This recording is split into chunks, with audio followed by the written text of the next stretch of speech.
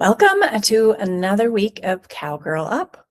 This week, we are going to be talking about goal setting. And I don't mean the kind where we write something down in January and then forget about it by February. I mean the kind that actually work, the kind that engages our brain, drives our daily behavior, and moves us toward what we most want to achieve. So let's start with the science to understand what happens to our brain when we set a goal. Now, several weeks ago, we talked about our brain's reticular activating system.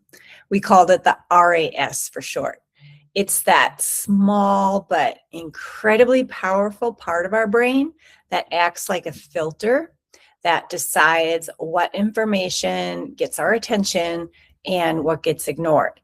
We talked about how the subconscious uses the RAS to seek out evidence for whatever we've told it to look for. So here's an example to show how this works. Have you ever decided you wanted something? Let's just say a new truck, maybe a black F-350. And then suddenly you see black F-350s everywhere you go. Well, they were always there, but your RAS just wasn't flagging them as important before. But the moment you decided that truck mattered, your brain started finding it everywhere. So this system is at work when we set a personal or performance goal. When we set it and make it clear and specific, we're essentially programming our RAS with a new filter. We're telling our brain, this is what matters. Look for this. Find evidence of this. Show me opportunities that move me in this direction.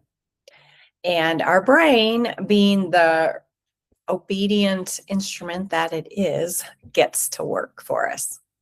So this is why vague goals don't work nearly as well as specific ones. I want to get better gives our RAS nothing to work with, but I want to qualify for the regional finals within 2 years. Okay, that gives our brain something specific to scan for.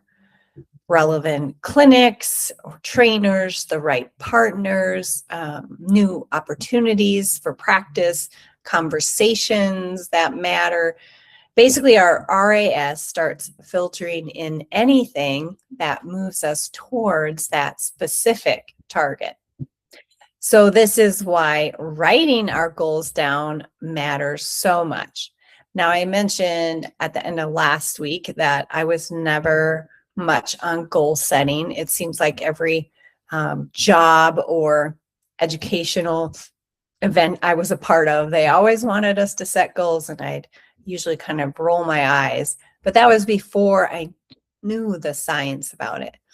So when we commit a goal to paper, which I'm now a fan of, we are sending a message to our subconscious that this is real, this is intentional, this matters enough to write it down.